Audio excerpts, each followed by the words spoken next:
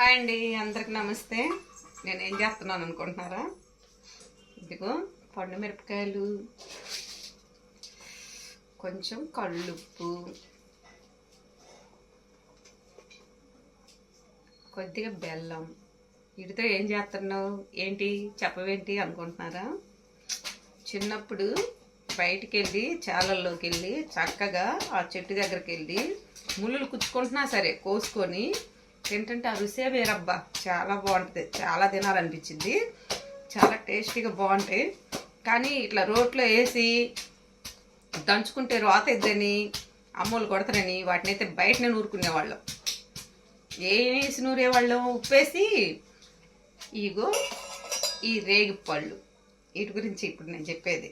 ఇవి వేసి ఉప్పేసి చక్కగా దంచుకొని అప్పటికప్పుడు తినేవాళ్ళం. ఎంత బాగుంటాయో తింటుంటే. బాగున్నాయని చెప్పి తీసుకున్నాను. ఎప్పుడో తిన్నాంలే, చూద్దాము, తొక్కి పెడదామని చెప్పి చేస్తున్నాను. మీరు ఇలాగే చేస్తారా?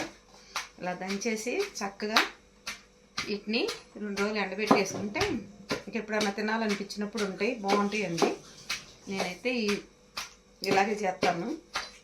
ఎప్పుడు చేయను, కోసుకొచ్చుకోవడం, తినటం లేదా ఆడబడేయటం అలా చేస్తాను. కానీ వాళ్ళ కోసుకు రాకపోయినా సరే కొన్ని నెలలో ఈ వీడియో చేస్తున్నాను. ఎందుకంటే చక్కగా మెత్తగా తొక్కేసాను. దీన్ని ఇంకా అడలు చేసుకొని ఏదైనా చిన్నప్పటి రోజులే బాగుంటాయండి. అవి మళ్ళీ తిరిగి మనకు రావు. ఎన్ని కోట్లు పోసినా రావు. మళ్ళీ జన్మ ఉంటుందో తెలియదు, లేదో తెలియదు.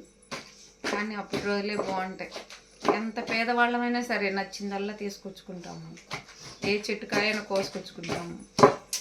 ఏదో 4 పిల్లలతో సందడిగా అదొక నవ్వుతూ, ముందు ఏ దిగులు తెలియదు, ఏ ఆలోచన తెలియదు కదా, అలా ఉంటాం. బాల్యం మళ్ళీ తిరిగి రాదంటారుగా, అలాగని ఎలాగైనా చేసేది. నేనైతే ఇట్లాగా చేస్తున్నాను.